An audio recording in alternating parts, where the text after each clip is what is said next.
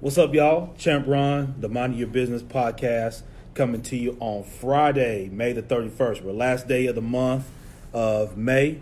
I hope that May's been kind to you. Yeah. I hope that you've been kind to May and everything that you're doing, man. So I'm going to introduce my guest here. Y'all recognize the face already. Y'all probably going to already start commenting and jumping in. Y'all been waiting all week, man. I know y'all barely could celebrate Memorial Day. Y'all was so excited trying to get ready for today's podcast. I already know you took the day off, but you wanted to work. That's how excited you were. You were so excited that you didn't even take the day off. You just went and worked. You just went and found something to go do. So, man, I hope that, again, everybody had a good week, man. We're rounding out May. I'm hyped today. I'm excited. I've got guests coming. Man, it is all good, man. We're going to be blessed today, that's for sure. So, anyways, y'all are jumping in. Say what's up. Let us know where you're from. Yes. What's up, Justin? What's going on, man? Share this out. Make sure y'all share this out. Tell some people, tag some people to come in here. Say hello, man, to come in, because we about to drop some knowledge, drop some bung to help you get to that next level, man. I promise you that's what we're doing. No doubt about it. So definitely, as my guest said, like I said, I want to do a proper introduction with him here shortly, because I got something already worked up that I've been working up for some time. So I don't know how to take this. We're going to jump in to that for sure, man. But definitely share this out. Tag 5 friends, tag 10 enemies. I like that. 5 friends and 10 enemies. I like that. Double the enemy. Yeah. So because if you go keep them close, you need to tag them. Right. Tag them in. Start with the one that like you the least. The one that see you shining, and they don't like that. They don't like to see you grow. Yeah. The ones that's talking about you, tag them first. They necessary. Tag them first, and get them on in there, and then tag. So start with the ones that's the least, and then go all the way down to the ones that love you the most. Love you. All right. So listen, we don't want to delay because I want to jump right into it, and let's see. Okay. Because y'all a little slow. Y'all sometimes a little slow jumping in.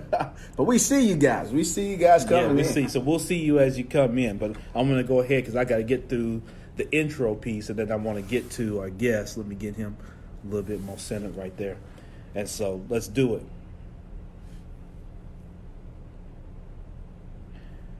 So the minding your business. Hold on. What's going on here? You've exceeded your storage space. Hold on a second. I shouldn't have exceeded anything. While he's getting everything together, I talked to you guys right here and all that good stuff, man. Hey, thank you guys for tagging me. Thank you guys for coming in. Thank you guys for even watching. We're going to talk about leadership, and we're going to talk about leadership in various aspects of your life. And I promise you that the content that we pour out and the content that was released, is not just going to be just for business, but it can be for your life. It can be for your home. And it's very weighty too. And it's very weighty, but it's very simple. It's not like it's so weighty to the point that you don't understand or you can't comprehend or you can't connect with it and use it in any aspect of your life. So be excited about it. Put your ears on, put your eyes on, all that good stuff. Because I say your eyes and your ears, they talk to you. You know what I'm saying? You hear with both your eyes and your ears. It's just how you perceive the thoughts once they get in your head. So turn those on, man, and have a great time, man. Let's see some comments out there. What you guys got on your mind? Yeah, what y'all got going on? Put it back over there on. Yeah. No, I'm good. I'm just trying to see how all of a sudden Got you. got me going on here. Frat, what's going on? I don't know what that means, but I get it. I know what it means. I'm not in that group, but I'm happy to be joining with guys like that, Yeah, no doubt about it. Well, it's all good. So, again, you guys, man, hey, I'm here to open up, any questions as we get started. Technology, we've got to get it together. Do you have a question about leadership? Do you have anything that you want to ask me about leadership that I can answer for you real quick? Yeah, no doubt about it. Let's see how we can.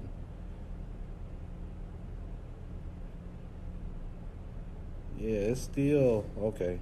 It must be something with my app. But it's all good. It's all good because what we can do as an audible, I can extract that's the beauty of Facebook. I can extract the audio from right here and upload it. Let's so we go. all good. So we always have a backup plan. Y'all know me, man. I'm always going to I'm going to be ready to pull a rabbit out of a hat or two. Let's you go. know what I mean? So that's how we do that.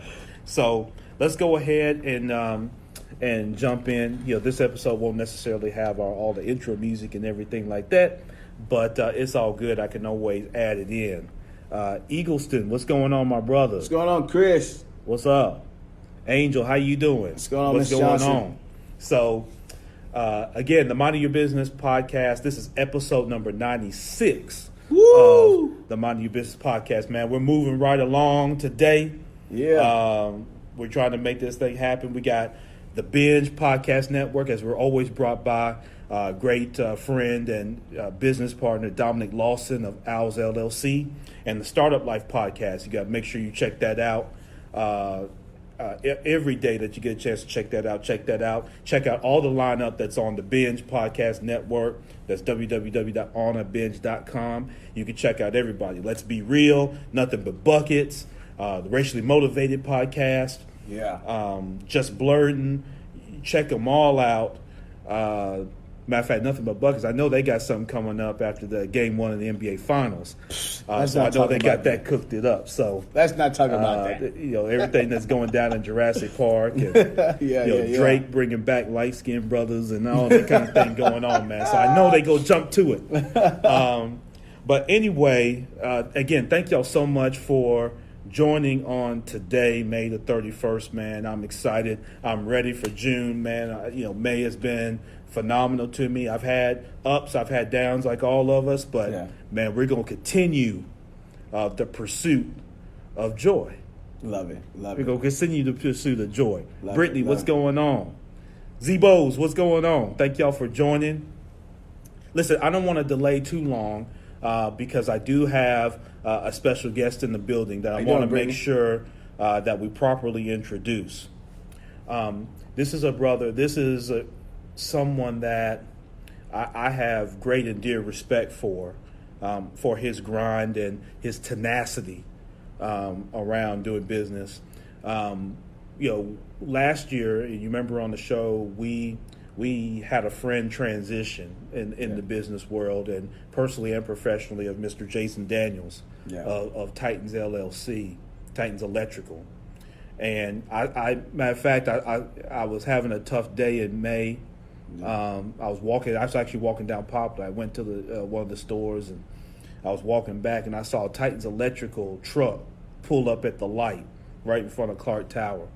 And man, that just brightened my day because I felt like it was Jason driving by, man. Love you know it, what I mean? And it was crazy just to see. I didn't see who was driving or anything like that, but it's just great to see that from my brother. But we've been united, man. This brother and I, even before then, and I'm just extremely elated to have a brother that's a military serviceman for as long as he's been serving this country, as long as he's been doing business, from marketing, digital space, podcasting, and especially as a leadership strategist. And we're going to get into a myriad of topics, including his book, Sore Loser, that you got to make sure you pick up, including the podcast, which I just mentioned, the Antidote. So y'all join me in welcoming Mr. Lawrence Thompson. Yeah. Let's go, man. Appreciate it. Let's go. Appreciate it, Ron. Yes, sir. Hey, you almost had me all hyped, ready to go. I was like, what is this dude talking about? Yeah, but I appreciate it, and I'm super excited to come on here, actually be with be on your podcast, and really connect with the people and the listeners that you have on here. Just like you had respect for me, I have the same respect for you. I told you, man, I honor you in business, I honor you in what you do, and all those things that you putting out to us, and you showing me another way, and I like to talk to you because you help me in areas that I don't know of. And so it helps me because I didn't see a business owner. I didn't see a business person doing business. So a lot of stuff is more fortitude. A lot of stuff is effort when I'm building a business. But to come to you and have a person to talk to and network with and show me, then it helps me to speed up the process, but it also give me feedback of how and what to do. So I appreciate you. Yeah, no doubt about it. And I appreciate those words, man, of kindness, man, and that's what we have to do more of as brothers is be able to show that love and that respect and that kindness, man. So I appreciate you doing that. Let's jump right in, Law, because you already kind of teed it up for me. So as you're getting into business, talk about your walk, because you have a very unique story that I think people may not always be aware of as they followed you through 15 Minutes of Fame, and, all the different ways that you connect people through social media and that sort of thing. But kind of share people your background, man, and how you got to where you are today. Yeah, so, you guys, man, grew up here in Memphis, Tennessee, South Memphis, BTW, a warrior, what I'm saying? We lead others follow, baby. But, but yeah, so, after high school, I went straight into the military. And so my mindset wasn't really just about, hitting up things as far as going business-wise. My mindset was just really getting off the streets and doing something with my life, what I'm saying? And so I get into the military, do a phenomenal job in the military, and all of a sudden I get out. And when I get out, because I was doing back-to-back tours, and I was like, man, I just want to hang it up. And I got out, and then life punched me in the face. Civilian life was different for a military personnel when you get out, because you're so accustomed to, certain rules and regulations and stuff like that. Then when you get in the civilian world and try to work in the civilian world, it's a little tough to kind of separate that, because you're not out trying to hurt nobody. You're not out trying to really outwork anybody. It's just in your nature to go and do. Right. And then it's in your nature to get the mission done. So you tell us a mission, we get it done. So it was a huge struggle. It was a struggle to actually do that. But before that, I ended up losing everything. I'm talking about all the way down to even like my car, my house, everything, my ex-wife, everything was just gone. You know what I'm saying? And so I'm sleeping in ladder wells. I'm sleeping in like park bathrooms and stuff like that. I'm sleeping on friends' floors and going from couch to couch. And you know what I'm saying? And so it was hard. That thing in my head was hard. And so as we'll hint to later, the book came out, Sore Loser. I started to realize that being a sore loser is something that I wanted to do. It's something that we actually need in our life. It's necessary. Yeah. And I think about it when I play sports. Like when I played football, man, it was one team, I tell you, Kingsbury. We played Kingsbury. Yeah, I remember. Man. Yeah, I remember playing Kingsbury We myself. played Kingsbury. We lost Kingsbury by 2 points, by a pass, a 40-yard pass at the goal line. And we was dragging. It was knocked out, dragged out. And I was like, oh, my God. And I was like, we're not losing to Kingsbury again. Next year, it's going to be my senior year. It's not going to happen. So I got in the gym more. I started reading film and started doing that. And so I was like, I'm going to make sure that my part is done right. And so me being a sore loser at that point helped benefit me. So then I was like, hey, this thing happened in my life. This injury happened in my life where I lost everything. So why don't I just go ahead on and use that to my advantage?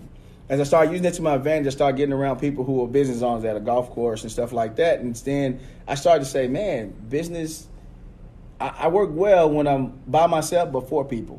Mm-hmm. And so I was like, man, let me understand business. So I start to read books, get around guys, ask questions. Right. And as I start asking questions and get around guys and all that stuff, and girls too, I started to be like, man, this is something I want to venture into.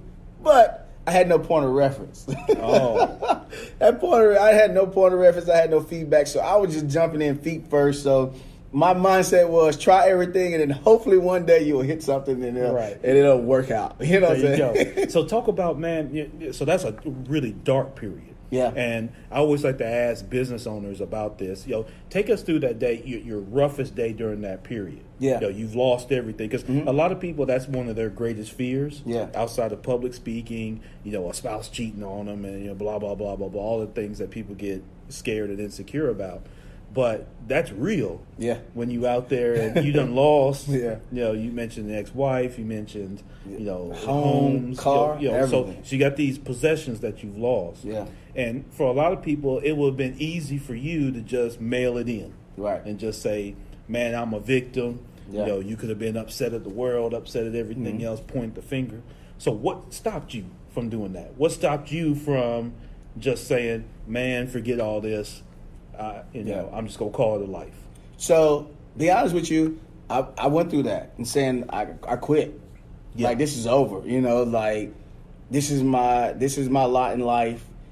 I'm just going to accept it, and this is it, And I wanted to quit. I literally tapped out. Literally was no, it's just too much. It's unbearable. and I'm done. Life can't be this bad, and well, if it is this bad, and I ain't gonna get out of it, and it just happened to me. I wasn't a bad citizen. I wasn't a bad person. Right. But it was like, if this is happening to me now, and I try to avoid this at all costs, and it happened, right. What do I do? And I was like, man, I'm just gonna take it. I'm just gonna take it, and this is it, you know.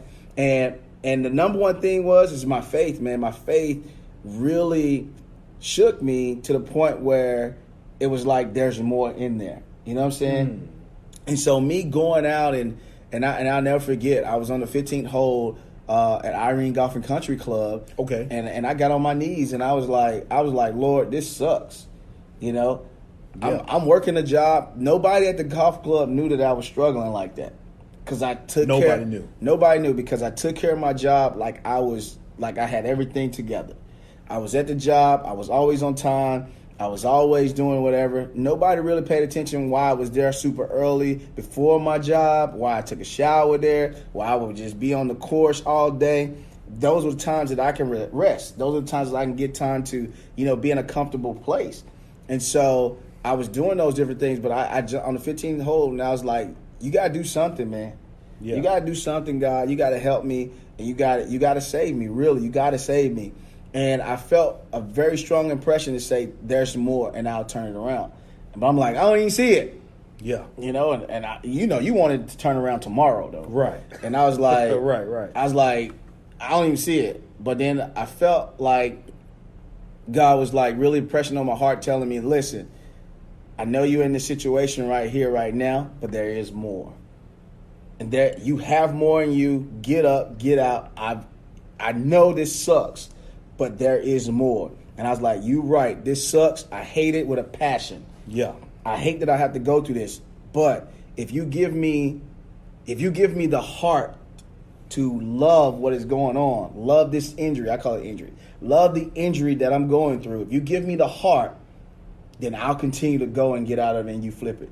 Yeah. And so that was the moment that actually shifted me. Then I was like, you know what? I just want the heart to appreciate my pain. I want the heart to look at my pain as though it's not creating a victim. It's creating a victor, but I'm looking at that pain and say, how are we going to use this? How is it going to be beneficial for me? Now, I wasn't looking at nobody else. Right. I was looking at how it's going to benefit me, not knowing that as it benefited me, it was going to benefit other people. There you go. And so that's where I was at, man. But when you say what stopped me from quitting, I quit. Yeah, I threw my hands. Quit. I threw my hands said, up. Forget all this. Threw my hands done. up. Threw my hands up, man. But then it was through your faith. Through my that faith. spoke to you that. I didn't even know that about you, man. Yeah. And see, that's the beauty of when we have these type conversations, Law, is, people, there are other people that are going through that same situation that are going to hear this podcast. Yeah. Right? And how it helps me. Yeah. You know what I mean? Because you get a perspective of people that you might talk to all the time. See, a lot of things, and we're here on Facebook Live.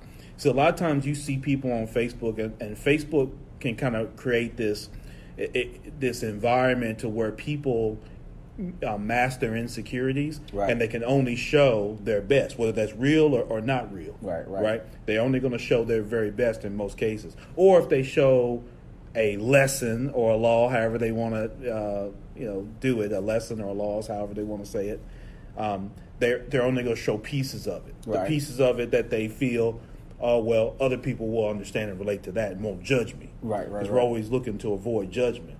I appreciate your transparency on that because I didn't know that about you. As long as we've been rocking. And see, you don't know what people have been through. So MYB, I really stress to you in that when you hear that type of story, you don't know the people around you. You don't know the people you connected with. You don't know what people have been through. You may see certain things, and we're bad about taking things on Facebook and making it this big, huge thing like, oh, that's who they are, because look, I saw they post. You know what I mean?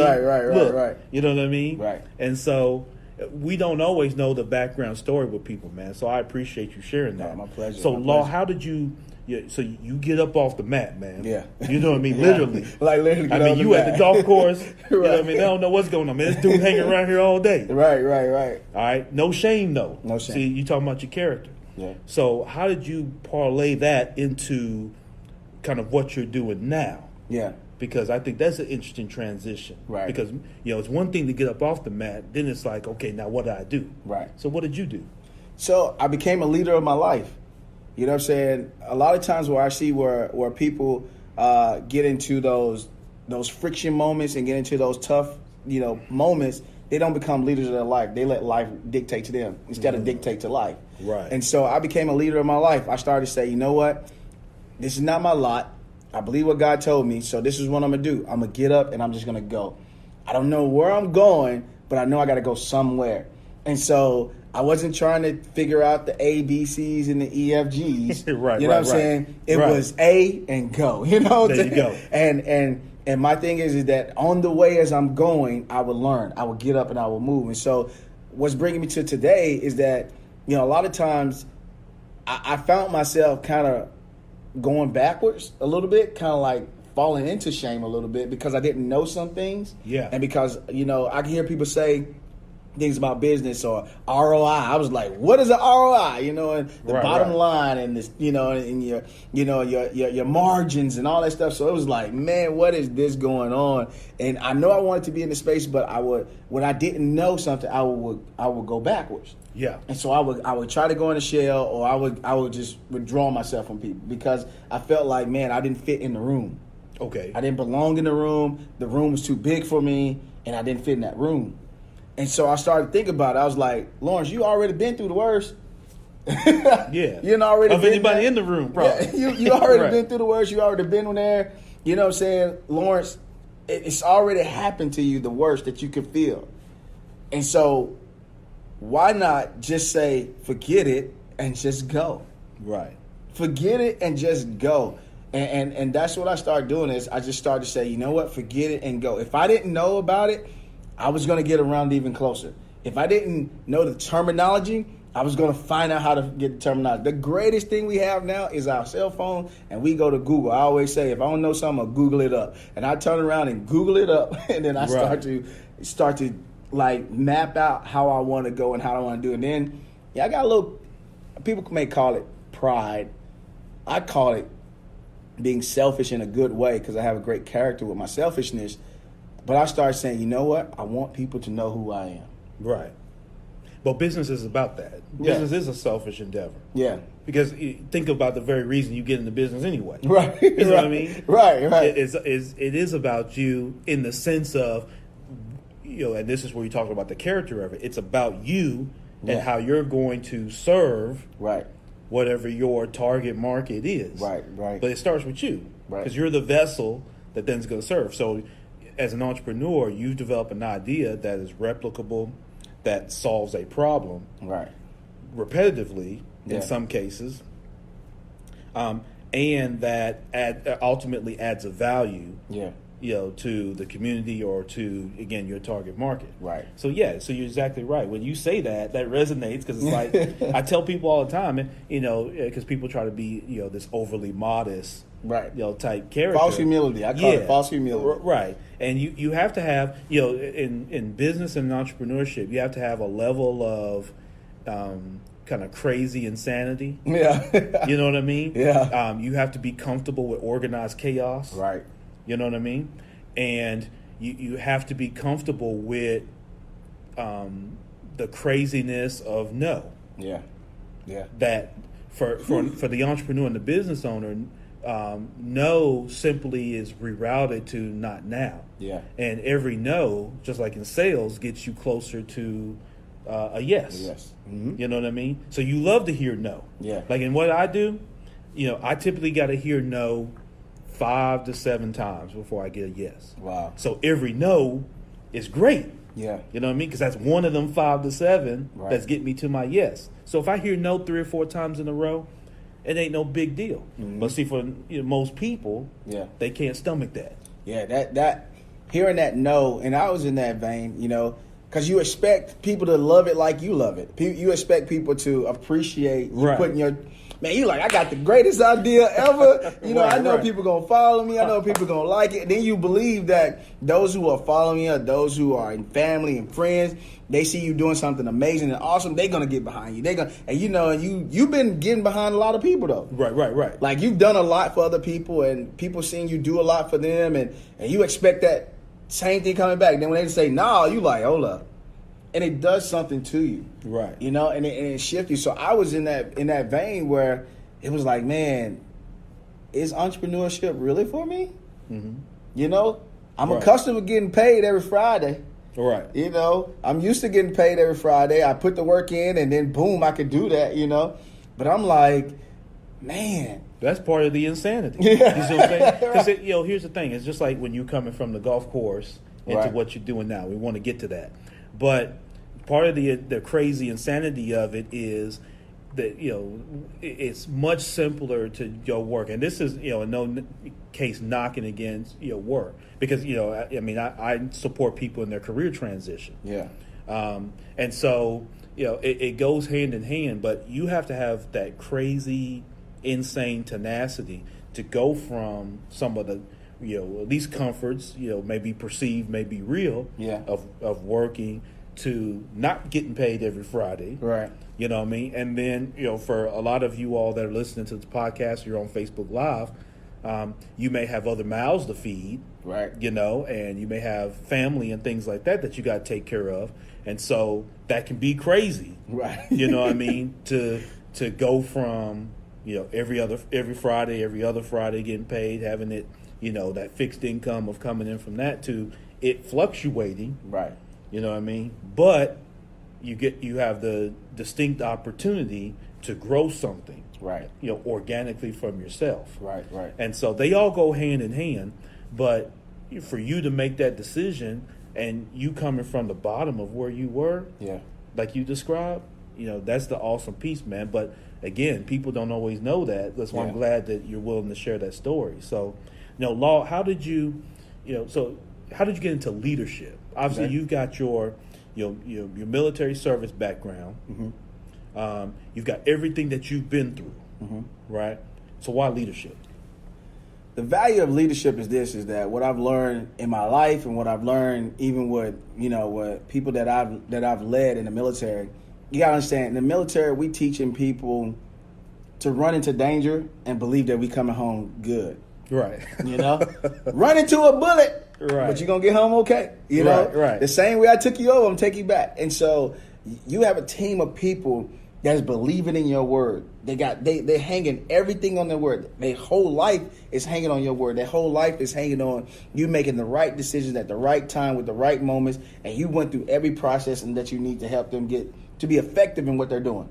And so I started to look at it that if I didn't lead my life like that, or if I'm looking at how to help companies or help, brands or businesses or individuals to get to that next level, to achieve that mission at the highest level, leadership is the key. Leadership is not just somebody dictating and telling you what to do and dictating and telling you, these different directives. Leadership is understanding that I can cast a vision to shape a whole life, or I can cast a vision to shape a whole company. Mm-hmm. And so how do I get that vision administered through the right channels, the right veins, and using the right character and everything? So leadership was that thing that I always loved to do. Another thing kind of subliminal under the covers, I hate following people, but I love following people. Mm-hmm. And it's like, man, hold on, how you keep saying two things at the same time? Which is, what I'm saying is that I like to be in charge. I like to be in front of the room. I like to lead. I like to be that. I enjoy being that. But I don't like it when I'm following somebody who hurting me. I don't like it when I find somebody I'm following somebody that's hurting other people. Right. And so that affects me in a great way because I'm a leader by heart. Right. And I want to take over and take charge because I feel like you hurting everybody. But then if I find that great leader who's doing a great and a magnificent job, I don't have no problem following them.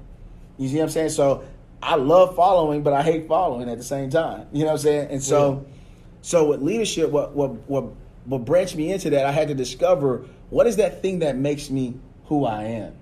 Mm-hmm. And it's like I can go into any situation and try not to be the leader, but I'll end up becoming the leader. And it's like I'm not trying to be the leader. But because I project myself out or I carry myself in a way where I'm saying I'm the leader here, subliminally it happens. Yeah. So then now I take on that responsibility. If you give it to me, take on responsibility. Now my whole thing is to care for those who you just gave me that opportunity to do. So I branched into leadership, and I knew that to get to a place, and I'm gonna tell the military side and the civilian side. Okay. In the military side, you follow a leader by rank sometimes. Right. And it's ordered to you. You know what I'm saying? No matter what. You respect the rank. No matter what. I don't care if you don't like them. I don't care if you think they, whatever they got the rank on, you respect that rank. All right? Right. And you do not change that. Right? And eventually, a leader will mature into what he needs to be or what she needs to be. Right? Right. On the civilian side, a leader could come in and she could bash a team or bash people underneath them, and everybody just be like, whatever. Because you have the option to change. You got an option to move on. But not understanding that leader is hurting your production. That leader is hurting your team that's actually really doing the work. Right. So the leader is not really doing the work like you need to. You know what I'm saying? The ones that are the subordinates underneath them are doing the work. So yes, they may do the work because they get a paycheck, but is it at their highest level? Yeah. Is it at their level that they need to be in? Do they have confidence in the leader that when the leader stands up and start talking, I appreciate what you say and I'm going on? Can a leader correct somebody in a way that makes them shift to go to the next level and that person don't feel like you trying to get them? Are you trying to get them fired? Yeah. And so what I've seen in the civilian side is that leaders are not standing up at that thing because they understand the position and appreciate the position, but they don't understand the transformational side of a leader. If you can't tell your people, and I'll pass this baton because I get into a rant, man. But no, you good. But my thing is with leadership is that if you can't tell your people to replace me, if you can't go in there and say, hey, I want to train you to replace me and feel confident about that, then I believe in my heart that you're not a leader that leads right. Yeah. And so today our guest is Lawrence Thompson, leadership strategist here on the Minding Your Business podcast, episode number 96. Shout out to GG, Dominic Lawson, who I mentioned earlier. He mentions a little bit of uncomfortability pays for long-term comfort. And no truer words were ever spoken. So appreciate that from our brother Dominic. You just gave a ton of nuggets that I want to unpack real quick, cool. Law, because now my background is in banking, 17-year banker. I currently go around mostly into the Midwest. I'm meeting with bank CEOs all the time. Yeah. And one of the things that you kind of touched on from a leadership standpoint is culture. Right. So whether you're starting your business today, whether you just got your EIN number and you registered your business and you're all set, ready to go, or you've been in business 200 years. Right.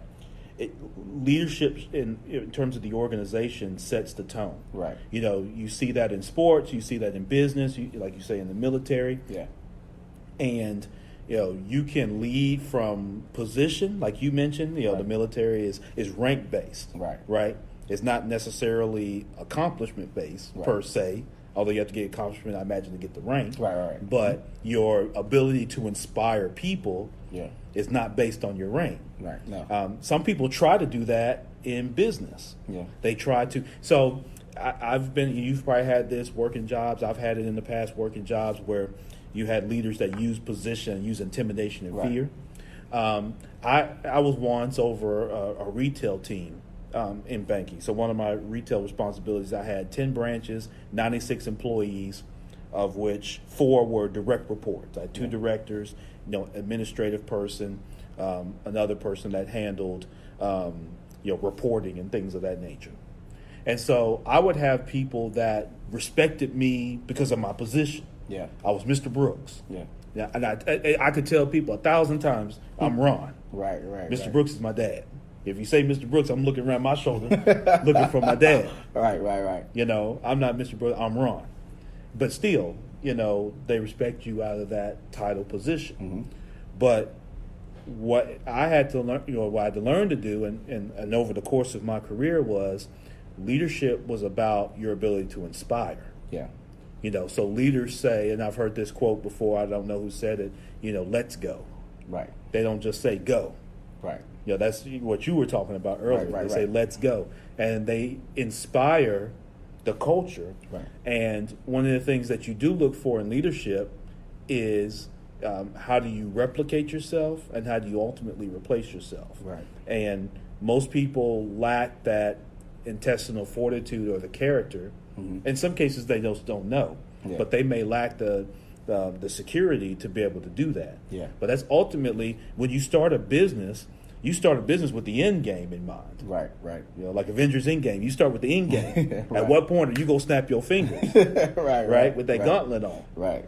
You know, that's what you start with. So you start. You have your beginnings, but you start. What's your end game? My end game with this podcast is at some point there will be another host. Yeah. It should move on. Right. It shouldn't. I begin the culture, but it should move on to somebody else at some point. Right. My real estate business. What I'm doing with CRA, with banks, that should all be at some point. It shouldn't be me staying in it until I pass out dead as an old man. Right. You know, that's where what I learned about leadership with what you're sharing, I think is so impactful and so critical because if you've got your business today, or you're thinking about starting your business, or wherever stage that you're at, the leadership at all levels. Yeah. Whether it's from yourself all the way down, is so critical in terms of the vision. Right. And this is a challenge that people have when they start their businesses. They can't focus on the vision because they're too task oriented. Right. They're too busy worrying about the website. They're too busy worried about the social media page. And all those things have to get done. Right. But some people get the analysis paralysis law, and they stay in that so long that they never do any business. Right. You'll be amazed at some folks, and some, you know, and this is not getting into anybody, you know, because we want to help. But you'll have people on social media, Facebook, year in and year out, they're at the same level. They never really level up. Right. They're at the same level. Where they were in 2015 is 2016, 2017, 2018, and on going. Right. They don't really, because they spend so much time trying to perfect those little tasks. They don't want to, you know, bring anybody in to help them. Yeah. Like you mentioned, you know, they don't want to bring it. They want to, you know, it's my pie. Right. You know, it's my business. It's mine. Mine. Right. You know, like the little cartoon. And so they don't really level up because they don't, you know, expand what they're doing to actually run the business as opposed to just working in the business. Yeah. I love that. Yeah. That's cool. I love that. Yeah. You're absolutely correct. You know, I was in that vein. You know, I wanted to make sure. I wanted to make sure everything's perfect, it's good, because they not seeing me. I'm just raw and rugged, and I'm just you know, I just want them to just see me and all that stuff. And it was like, man, polish this up, polish that up. You know, I spent money to talk to people, and I, you know, went to here and went to there, and you know, it was like, man, you know, I was analyzing everything, and instead of just working the business, you know, and just really getting out there and say, hey, this is what I do. Hey, let me help you do it. This is what I do. And the moment when I start saying, this is what I do, this is what I help you do it, then they're like, okay, cool, let's go. Let's move, let's go there. And as I start going, and as I was going, then I start to, you know, finish up the other stuff. Right. Make sure the other stuff going. And even when I look at, like you said, from the leadership down, you know, if you're not building your team, or you're not building the next leader to take over your spot, then you're saying you want everything to rise and fall on you. Right. And my heart of hearts is that if it rise and fall on you, I promise you're not communicating the mission. Right. I promise you're not communicating the vision. I promise you're not communicating the direction that you need to go in to your team. Right. Because you're holding all this information. And now in your head, you expect your company to be at this level, expect your business to be at this level, and it's not there. And you're like, why is it not there? Well, you have not communicated the mission because you're afraid of somebody doing better than you. That's why you hired them. You hired them to be in a position or in a place to handle things that you can't handle. Yeah, because anybody that comes into your organization, whether it's just you as a sole owner or whether you've got 100 people, like you mentioned, whether it's a vendor, if you happen to hire someone as a contractor, an employee, however you do that, you've got to be able to communicate, right, like you say, the vision and mission. Right, you got to, and I branch those into these 4 things that I say about leadership. And my thing with leadership is that leaders must lead with love. Leaders must lead with love. And you wrote an article about that. I did. I wrote an article about that leaders must lead with love. And a lot of people think like, what kind of like love them like this? No, love is an acronym. Mm-hmm. L mean lead. O mean, are you observing? Are you observing what's going on? Expect what you expect. Yeah, are you really looking at your team? Do you know what they're about? Vocabulary. V is for vocabulary. Are you saying the right words as a leader? Are you casting the right vision? Because whatever comes out your mouth, because they respect you as a leader and in that position, it casts vision immediately. So if you're this leader that just barking, or you're saying the wrong stuff, right, then your team is going to be a certain kind of way. Right. But this is what you need to expect with your vocabulary. Expect you're going to eat the words that you get out. So whatever you're putting out, understand you're going to get it. You may not eat it right then and there, but somewhere down the road, you're going to eat those words. And then E is for engage. Are you engaged with your group? Are you engaged with your team? I'm not telling you to do the task. Right. I'm saying, but are you engaged enough that your subordinates or those that are under you know that you understand what they do? Because if you don't understand what they do and they think that you just giving them directives, they'll be like, well, I'm smarter than you and you don't even know what I'm doing. But if you engage with them and you interact with them, if you do something with them to show, hey, I may not have the level of knowledge or I may not have been in school to learn accounting, but I do know what an accountant does. I do know what my company does. That helps them to understand that when you do give a directive, when you do give instructions, you're not giving instructions from off the top of your head. Mm-hmm. A lot of times they don't see what's happening in the back room when you close the door and you have a meeting with all your executives. They in there making stuff and they don't even know what's going on. Mm-hmm. And the reason why I say that is that even in the military, I made sure that I went to every person and understood every person. But I work with every single person so that they can understand that I understand what you're going through and I work with you. So I know what you have to go through. So if I tell you, you need to go and build, this type of bomb using this type of stuff. Yeah. Even though you building it by yourself, you know that I know because I was there with you. Right. I work with you. I know what I know. But I may not do that, though. I may be at another level of QA and I may be at another level, of doing something at a higher, different level, but understand that I was there. So, those 4 elements, love, lead, observe, and then vocabulary for V and E and engage. I feel that those are great principles. Right. That will set the tone for your leadership, and then you'll get the best out of your people. Because I'll end on this, and we say this all the time. A lot of people don't care what you care about until you know what they care about, and you care about what they care about. Right. You know what I'm saying? So if they don't think you care about them, and all it is about, you, yeah, then guess what? Your product may get out, but it may not be the right type of product. Right. It's coming back. It's coming back. It's coming back. You giving a refund somewhere, Right. It's coming back some kind of way, and they're not going to put their heart into it and making sure that product is taken care of. There you go. Yeah, guest today, Lawrence Thompson. You getting all the nuggets today. The law is what we call him. Man, let's get into real quick, how people can connect with you. And then 2, what you've got going on specifically. We mentioned a little bit about the book. Share with people how they can get the book. Where they can go to connect with you. And of course, you do public speaking. Yeah. And so share with people that and again how people can connect with you. Mm-hmm. And if they're interested in being able to book you and have you come and be a part of their conference or their convention or their meeting, their summit. Yeah. Let's get into, how people can get with you. Yeah, so you guys can reach out to me. My website is LawrenceThompsonJr.com. That Lawrence is spelled LAWRENCE, Thompson, THOMPSON, JR.com. You can email me at Lawrence_Thompson 8 at Yahoo. You can follow me on all social media platforms. Look me up on Instagram at speaker_Lawrence. Facebook is Lawrence Thompson. Twitter is I am Law Jr. You know, I had to short all that. I am Law Jr. number 8, and you guys can reach out to me on those platforms. I'm open to reach out in the DMs. If you're struggling with leadership, if you're struggling with getting your team to the next level, I don't care if you're in network marketing. I don't care if you're in a Fortune 500 company or if you're just starting out and you want to get a team of people going in the right way. Contact me, DM me, send a message to me, and we can connect and go from there. Reach out, to Ron through this podcast. Leave comments, and I'll see those comments also, and then we can reach from there. And I do want to appreciate you guys for listening to me. I do want to appreciate, Ron for having me on. You know what I'm saying? This is the man. This is the guy. Make sure you guys reach out to him, man. Get on his podcast and all that good stuff, man. And but yeah, that's how you can reach out for me. Oh, the book. You can actually go on Amazon and actually get the book. It's called Sore Loser: The Secret Passion Within.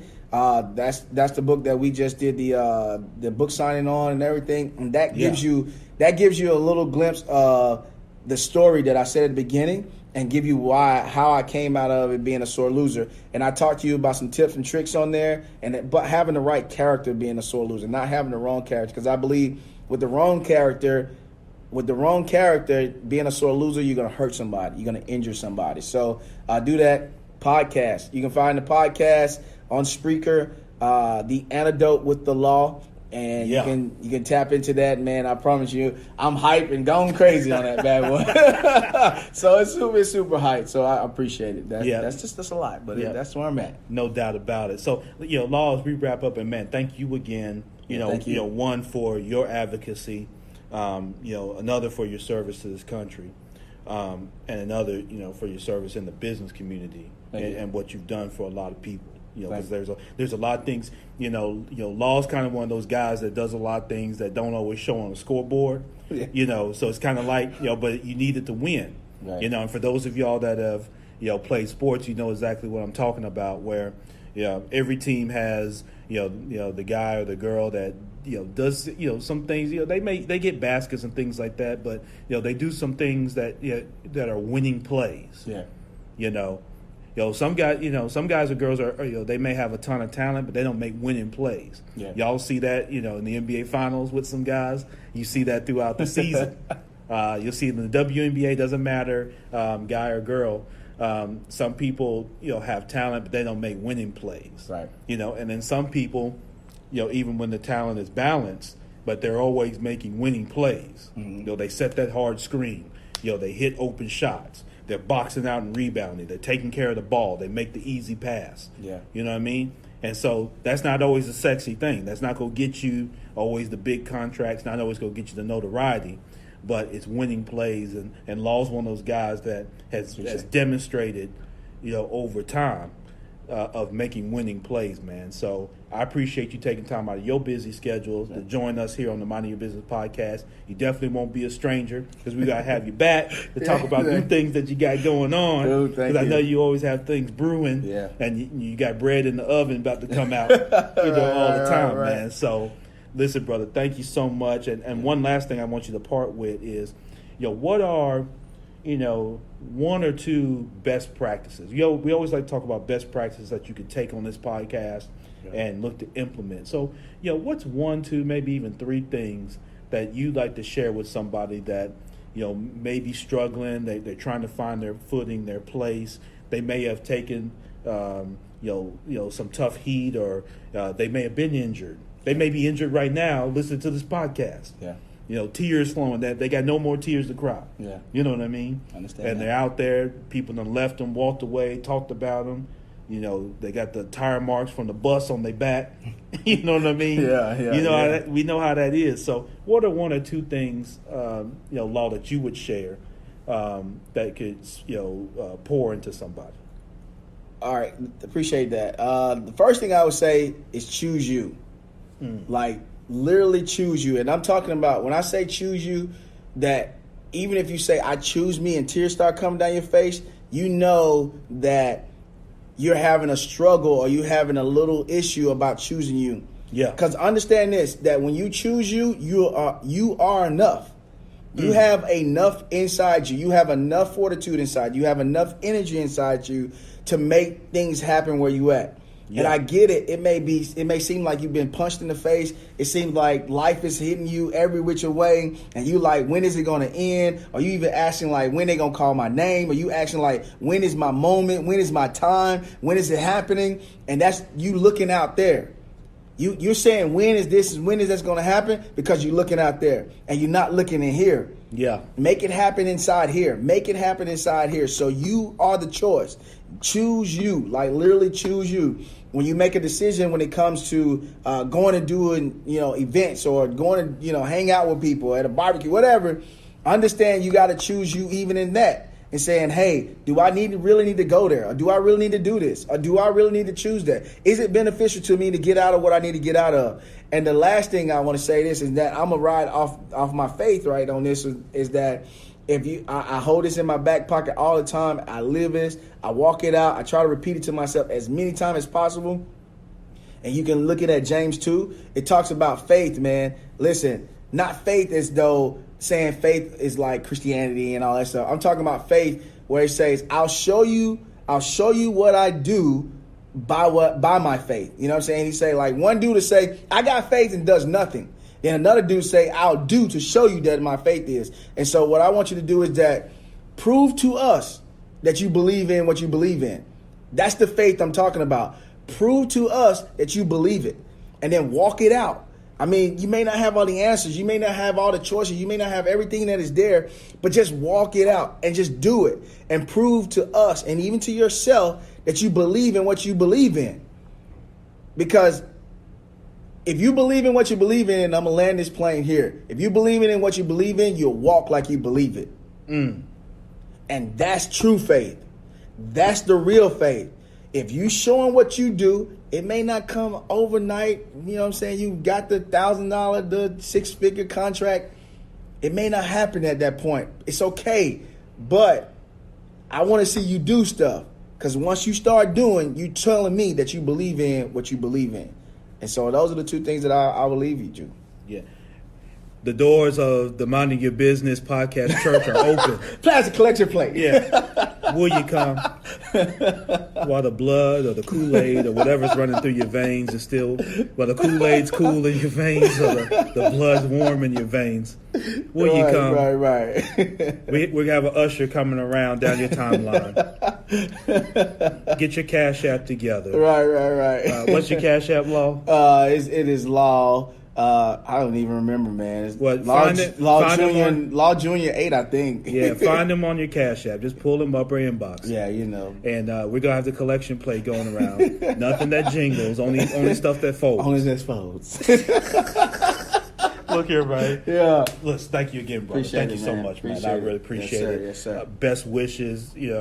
All jokes aside, man. That's a powerful message right there, and I think that's something that people are going to be able to take with them as we're heading towards the halfway point of 2019 already, man. Wow. That's how crazy years and things months and things like that can go by. Yeah. And so hopefully you all could take that message with you and be inspired by that, and go into these next few days, these next weeks and months, and just go hard. Don't worry about what you might lose. He may leave, she may leave. They may talk about you. They're supposed to talk about you. That's what, that's just part of it. They're supposed to talk about you. Good, bad, or indifferent. None of that's your business.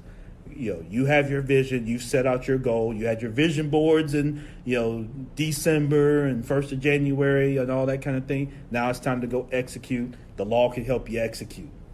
That's the thing. But you got to get with them. You can't read minds. Not Professor X. Right. You got to get with them. So again, what's the email address that they can reach out to? My email address is Lawrence_Thompson 8 at yahoo.com. And Lawrence is spelled LAWRENCE _ Thompson THOMPSON 8 at yahoo.com. There you go, man. Law, thank you again, brother. Thank that you, was sir. Lawrence Thompson. Leadership strategist, author, speaker, leader within the community, business owner, just all around great brother. So I hope that you all enjoyed that, and we're definitely going to have him back. Make sure the Antidote. Make sure y'all go check that out, man. And let's make this thing do what we needed to do. So, again, we thank him today on the podcast. I want to see if I can get Carlos on here.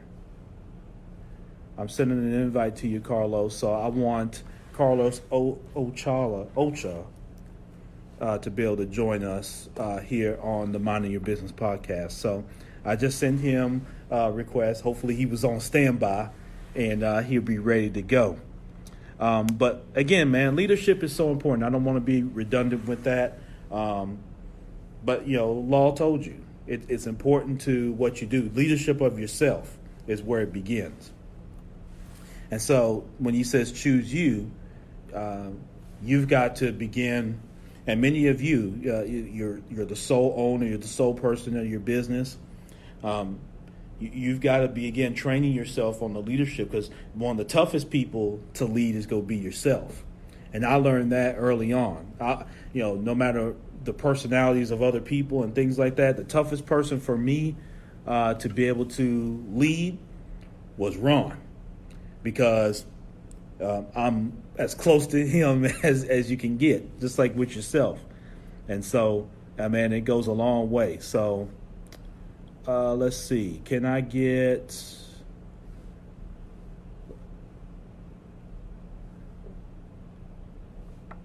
Let's see.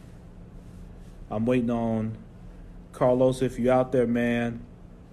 Carlos, so down at the bottom, you should see an icon that's got like a little picture, and it's got a person with like a little picture next to it. You should see a request, right there. So check that out. You should see a request on joining in. That's for sure. So Erica Dallas, so true. Being on a job keeps you accountable, but when you are going solo, you have to rely on yourself. Yeah, you have to rely on yourself. And even when you're on a job, taking an entrepreneurial mindset to your job is critical too. So what does that mean? Entrepreneurs are essentially a problem solver, someone that can identify a problem and tie it to a solution that, again, solves that problem, adds value, and then has a level of profitability, and however that's defined. And so having that on the job is uber critical, particularly in today's environment, right? Today's environment, you've got to take ownership in your own training, your own development, all that type of thing. And so in order to do that, you have to have that entrepreneur mind. Erica's exactly right. When you go and you're on your own meaning you started your own entity, you don't have the support of a conglomerate.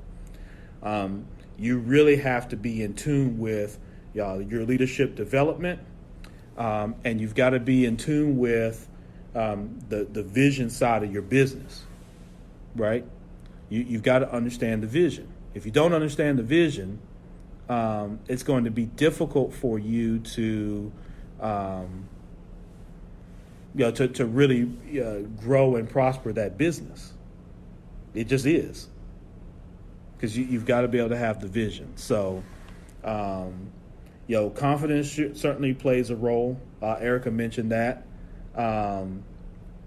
So confidence definitely plays a role in how you develop your business. But it's a confidence within yourself and your ability to execute, even in the face of tough times. And that's the critical piece of it. You heard Law talk about that. In the face of tough times is when your character is going to show.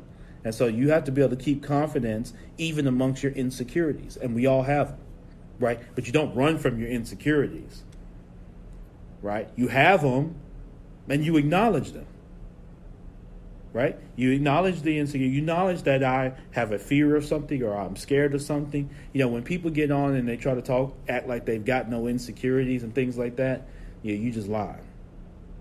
And that's how I have to say, you just lying. Everybody's got insecurities. Everybody's got them. Carlos, check the button down there. Like Law said, I'm trying to point to it, but it should be down there. Of course, your phone's got to be horizontal, brother. So you got to hold your phone, horizontally. and not vertically. So, but I sent you, it doesn't allow me to send you another request. I've already sent one request. So it won't allow me to send another. So hopefully you're able to see and be able to join on here fairly shortly. So, but anyway, if you've got questions or comments or feedback, you can email me, Ron, at THEMYB, which is MYB podcast.com. Email me and let's connect. Carlos, yeah, you have to do it from your phone app. So you got to do it from your phone. You can't do it from a computer. You got to do it from your phone. Hold it sideways, and there should be a button there. It may be lit up green, as Law mentioned. It's got a person with like a little portrait next to him or whatnot. That should be what you click, and then we'll join in split screen. So, yeah. So, but yeah, you have to be on the phone to jump on Facebook Live. You can't do it from a computer or anything like that in terms of joining. You can go live from a computer with a web cam, but you can't join Facebook Live with just a webcam. So you got to be on the phone. So as Carlos is getting that together, I mentioned earlier about Nothing But Buckets podcast. They're probably going to get into game one of the NBA Finals. If you're on Facebook Live, share your comments down there, what you thought about game one. The Toronto Raptors beat the Golden State Warriors 118-109, I believe. And the boy Siakam, they just let go crazy. They made him look like Michael Jordan out there. So Golden State's going to have to correct that quick, because they can't let Siakam go berserk like that. And then, Marc Gasol was very solid last night. I think he had 20 points. Kawhi was fairly average. They tried to take him out the game by trapping and doing some things like that, but some of their traps were so weak that they were able to leave people open, and they were just moving the ball around and making it happen that way. So hopefully we'll see what adjustments are made for game two. But if game one's any indication, it might end up being a short series, particularly unless Kevin Durant comes back. Now, Kevin Durant comes back, and even if he's at 85, 90%, that changes the whole structure of this series. But other than that, you can forget that. So what else was going on? You had the Robert Mueller get up again, talking about some stuff with the president. I'll spare y'all all that. The president's still doing his China tariff deal. I talked about that on a previous podcast, so y'all can read up on that. I saw thanks to our sis Shay Brown with Skills and Heels, that's coming next month on the Binge podcast network. She posted up about the president and how there were, I guess, about $5 trillion has been reduced from the stock market. So that's something that's going to be of great interest as well. So anyway, adding Carlos here. So give me just a second, and hopefully Carlos is joining in. I'm just waiting to add him in here. There he is. Hey, Carlos. Ron, thanks for having me. Carlos, what's going on, my brother? How you doing? Hey, I'm doing okay. Can you hear me okay? Yep, I hear you fine. Man. So, okay. Man, I'm glad you're able to join. I know how all the technical stuff can be, man. It's real particular. I know, and it fails you right when you need it most. Right, exactly. So, man, let's get right into it, because we want to talk a little bit of Memphis politics, and we want to talk a little bit about the bicentennial. But talk a little bit, share with people a little bit about your background and how you got to where you are. Sure. Well, first I want to give you thanks for bringing me on. I really appreciate it. And then also big shout out to Lawrence. I want to thank him for his service. You know,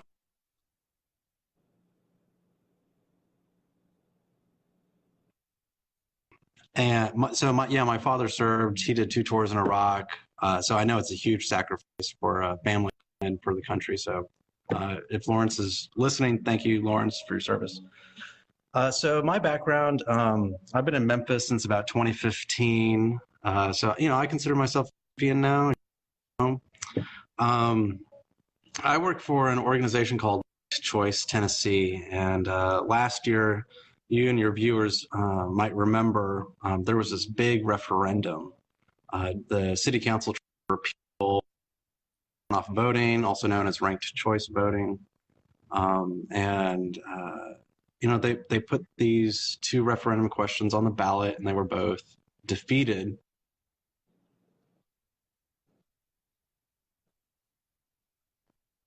That's how I kind of got involved.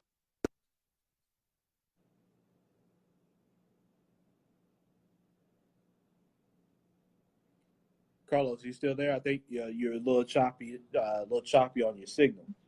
Okay, you still there?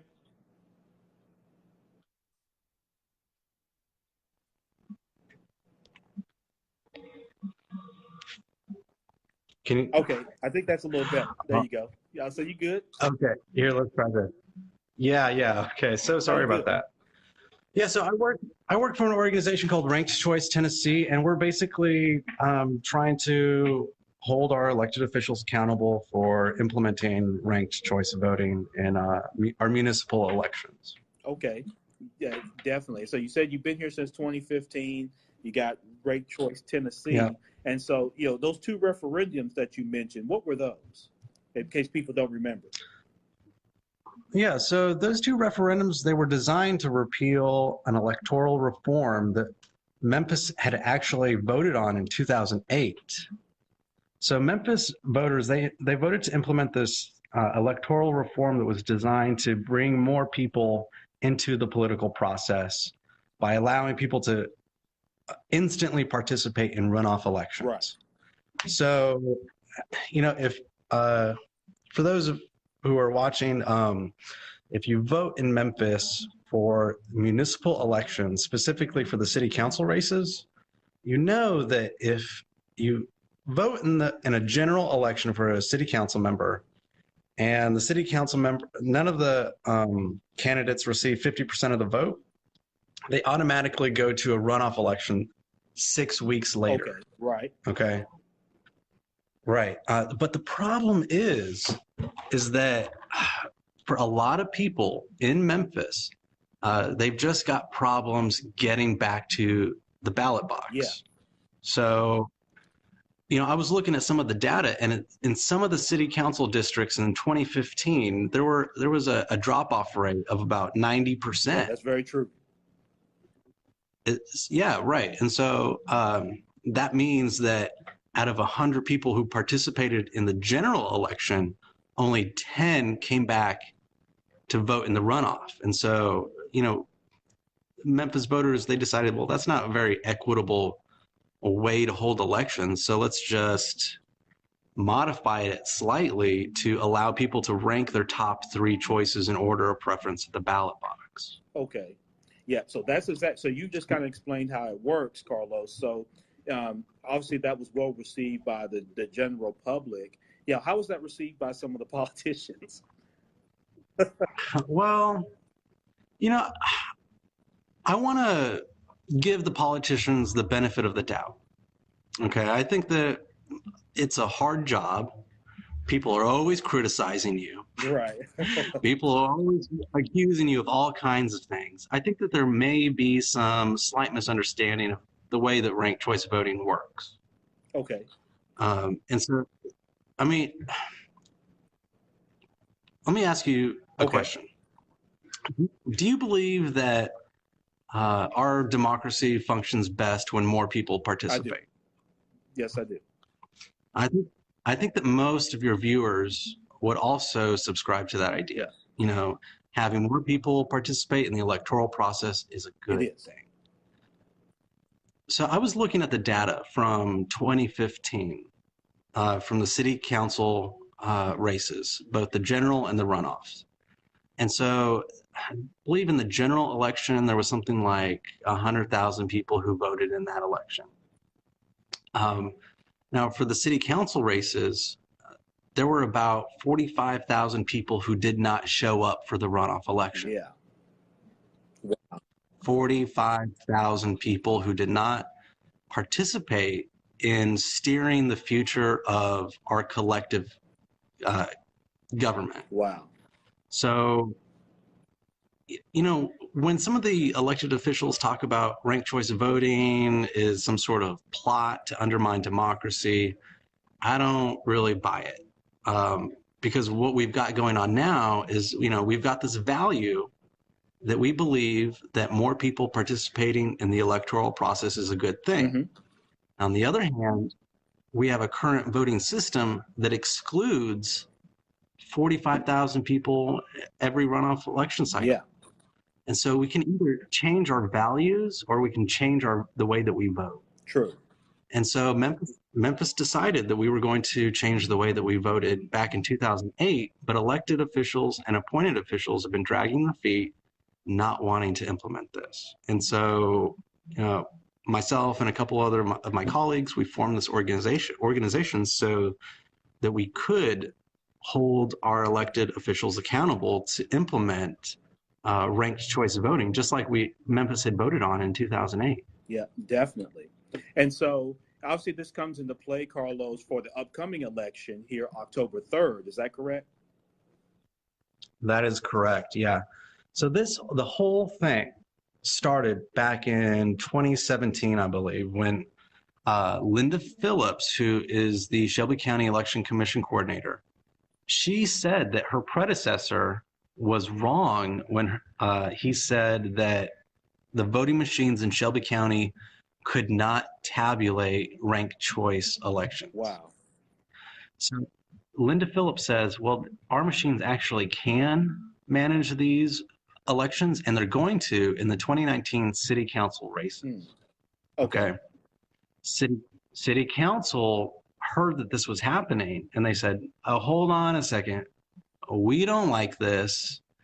So what city council did was they used our taxpayer dollars to hire a lobbyist to go to Nashville to pass anti-ranked choice voting legislation that would have banned it statewide. Okay. Luckily, that effort was defeated. The legislation never got passed. But then what the city council did was they drafted those two questions to be put on the referendum, or as referendum questions on the ballot. And those were also defeated. Now, shortly after the 2018 elections, when Memphis rejected the city council's repeal efforts, a man by the name of Mark Goings, who is an appointed official by the Secretary of State of Tennessee, he is the state election commission coordinator. Okay. Now, Mark Goings said, well, hold on a second, Memphis. What you just voted on does not comply with state law. Okay. Now, this is Mark Goings. He's an appointed official. He's not a judge. He has no real authority to interpret our city charter. So he's got an opinion. I got an opinion. You got an opinion. Everyone's got an opinion. So what's happening is that the whole thing is playing out in the court system currently. Okay. So there might be a pending court case coming up this summer in Chancery Court in Davidson County that would basically put the Memphis City Council, Mark Goings, and the plaintiffs kind of in the same room with a Chancery judge who will make a ruling as to whether or not ranked choice voting elections can happen in the 2019 city council races. Okay. So I think it's by July, if the judge makes a decision by July, then ranked choice voting is something that will be used in the Memphis city council races this year. Okay. Got you. So what we're trying to, go ahead. Well, I was going to say, so how do you see it, Carlos, shaping up in terms of the, if it's able to be implemented for October 3rd? how do you see it impacting incumbents and new candidates? That is a really great question. So one of the things that you're likely going to see is a mass voter education movement. So my organization is dedicated to it. We've got a handful of other partner organizations who are dedicated to it. And then we're also doing candidate trainings. So for incumbents and non-incumbents, we're a nonpartisan organization. We don't endorse anybody. We're strictly doing education and outreach. And so we're going to be teaching all the candidates who are running for city council, the single member districts, how elections work under a ranked choice voting system, and how to teach their constituent base on how to use a ranked choice voting system also. Okay, excellent. And so, do you see this as obviously something long-term, Carlos, that can be built on in terms of, again, that overall notion of people and more people being involved in the process consistently? Do you see this as something that kind of sparks, whether it's future legislation, things like that, to make it more inclusive and make it easier for people to participate in the political process, whether it's here locally and then even beyond? Do you see this kind of sparking that? Or? Well, that is a fantastic question, Ron. And, I think that the answer is that the sky is kind of the limit here. Once we identify our values, if we kind of all agree that bringing more people into the political process is a good thing and that ranked choice voting is one way to do that, then yeah, why not talk about this in terms of the mayor race in Memphis, right? Because this year we've got Jim Strickland, we have Mayor Harrington, we have Tammy Sawyer, we have LaMichael Wilson, we have Pamela Moses. I think that there's one other candidate. Okay. That's all I can remember off the top of my head. But we've got the incumbent, and then we've got 4 other non-incumbents who are vying for that Sure. seat. And so, is it possible that the mayor of Memphis could win with less than a majority of the vote? And is that a good thing or not? And that's something that, that's a value judgment and that Memphis is going to have to ask itself. Do we want a mayor that wins an election with less than 50% of the vote? Yeah, I would venture to say no. I would venture that, as a people, not speaking for people, but speaking for myself, Carlos, I would venture to say that we would want a mayor that wins not on the merit of so much dollars and cents and PACs and machines and all this type of thing, but wins, solely, obviously I'm talking, some pie in the sky, but ideally you would want for their ability to convey messages and demonstrate a strategic plan that passes the dumb test and is executable. And if the majority of the people buy into that and are supportive of that, then that's where the mayor should come into play. It shouldn't just come into whether you have the biggest war chest or not, or who you can pander to and that sort of thing. It should come down to if all of Memphis has an equal opportunity to participate in the process, and they go and do that, that's on the people. If people go and do that, then whoever gets the majority of that support should be the mayor,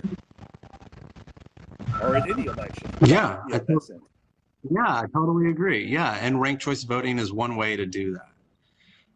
And so, can it be expanded past Memphis? And I think that's a really interesting idea. Because Memphis is the first city in the South to consider adopting ranked choice voting. Sure. In their municipal elections.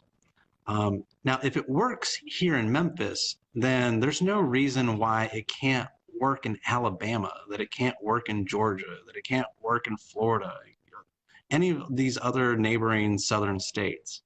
And in fact, you might be interested to know that there are 5 southern states that use ranked choice voting in their military overseas elections. Oh, wow. Or their ballots, right. So, I mean, you can kind of think of how this would make sense. If you've got a military member who's serving overseas, they want to participate in the election, they send in their ballot, and then there's a runoff. Right. Well, the election commission doesn't have time to send a new ballot overseas and then get it back in time for the runoff election. Sure. So why not allow service members to just rank their top 3 choices in order of preference, so that they can effectively and equitably participate in a runoff election?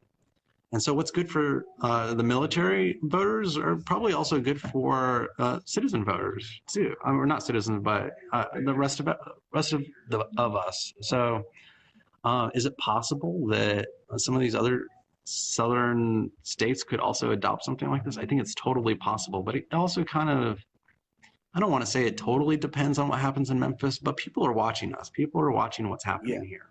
For sure. No doubt about it. And so, Carlos, for people that want to get involved with, Ranked Choice Tennessee and connect with you, how can they do that if they want to learn more and want to really get plugged in and support the movement? How can they do that? Yeah, so if you want to get plugged in, if you want to learn more, then you can visit us at rankedchoicetn.org. That's ranked, RANKED, choice, CHOICE, TN, as in Tennessee.org. And then you can also follow us on Facebook and Twitter at Ranked Choice TN. Okay, excellent. And so, real quick, thanks for sharing that, Carlos. And, your thoughts on the bicentennial. So we just passed that. Memphis is 200 years old. How we looking? Have we aged well? I think it's a mixed bag here in Memphis. I love Memphis. I moved here in 2015, and I'm always proud whenever I go somewhere and people ask me where I'm from. I tell them I'm from Memphis, Tennessee. And sometimes people are like, why do you want to live in Memphis? Memphis is a great city, and there's a lot of great people doing great things here. Yeah. Now, with that said, we've got a lot of challenges on the horizon. And I think if you ask a lot of people in Memphis how things are going, they'll say, things are getting better. Things are getting better, and I think it's hard to argue that too. I think that the danger is in the next 20, 30 years, we're going to be facing a lot of very serious challenges as not just as Memphians, but as citizens on Earth. Yeah. So things like the climate crisis, peak population, peak oil consumption, peak food production, pretty much peak everything. And so we really need as many voices at the table, and we need as many people at the ballot box voting for good ideas. And so I recently saw a blog piece about the next 200 years in Memphis and what that has to be about. I think we need to be thinking about the next 20 years because what we do during the next 20 years is really going to set the course for the next 200. Sure. Absolutely. And I agree. I think there's some good things going on here in Memphis, Carlos. I'm a huge advocate of Memphis. My family and I, we've decided to stay here. We've done extremely well here. Came from humble beginnings. But one of my concerns with Memphis is when we say it's getting better for who? And I think the argument can be made that even when you look at the bicentennial celebrations, they all tend to center mostly downtown, maybe edges of midtown. But Memphis encompasses a whole lot of areas besides just downtown and midtown. And that was one of my concerns kind of coming into it is if we're celebrating Memphis, we should be celebrating all of Memphis. And no matter where you're from or how you look, or it doesn't matter how close you are to Poplar and Walnut Grove, right? Yeah, that all of Memphis, right? Whether from either border of it, should have an equal opportunity to participate and get shine and highlight that. And there may be some efforts to do that maybe I'm just not aware of, and maybe my audience is not aware of. And so I preface it with that. But that's one of the things that I always wanted to see was, yeah, as we go into these next 20 years, I agree with what you presented, Carlos. And I think another caveat is going to be, how does the city continue to evolve as you face those different challenges? How does it evolve such that it's as inclusive as possible? And I think if Memphis is able to do that, a lot of challenges we have as a tri-state city where we've got to compete with Eastern Arkansas, Northern Mississippi.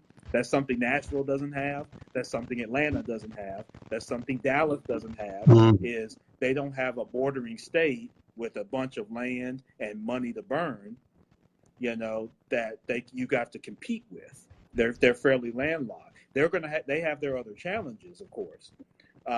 But I think Memphis is uniquely positioned from, like you mentioned, geographically, we can get to, within an 8-hour drive, you can get to a ton of different cities. We definitely have the land. And I think if we can get our political structure kind of, in order, and I think, in a lot of ways that's moving in the right direction, but there's still going to be opportunity. But I think, we're on the cusp of something big here if we can make that big for everybody.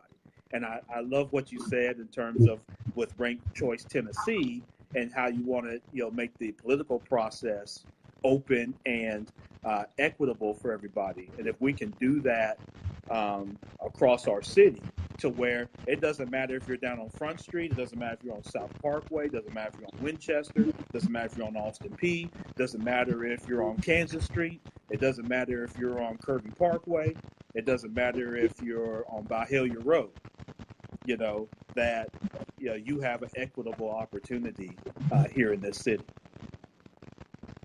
Yeah, and you're absolutely right. On that last point, I mean, it's all about the equity and the equitable opportunity. Yeah, definitely. So, Carlos, thank you so much, man. We don't need to have you as a stranger. You're a friend of the Minding Your Business podcast. I want to have you back this summer, and let's have you back closer to around the election time, maybe right before and maybe even right after the election. We could talk about some of the results, and we'll see if some of the things that we're talking about here today can come into fruition and start that pathway October 3rd. I think there's some great candidates out there, and some that are going to have some nice runs, some that may have some inherent challenges. But I think all the way, Ranked Choice Tennessee is serving as an advocate for the people, and I love that. I appreciate what you're doing, too, as far as being that advocate. Well, thanks, Ron. I really appreciate that. And I'll be back anytime. Yeah, sounds good. Thank you, Carlos. I'll talk to you later, buddy. All right, man. All right. Take care. See you later.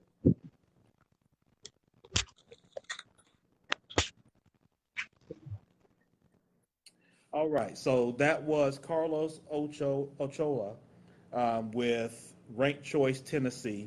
That's rankedchoicetennessee.org is that move that you need to make to connect with them. And if you're interested in how the political process and the moves that are being made to make the political process more holistic in this community, connect with Carlos, and please do. So listen, thank y'all so much for joining here on episode number 96. Thank you to Lawrence Thompson. Make sure you connect with him, LawrenceThompsonJr.com. Thank you to Carlos again for joining on. Make sure you connect with him. If you want to learn more about how you can get involved with the MYB community and the Minding Your Business podcast, go to themybpodcast.com. You can email me, Ron, at themybpodcast.com. We're available on all the major podcast networks. And make sure you check out the Binge podcast network. Shout out to Dominic. I appreciate him chiming in today.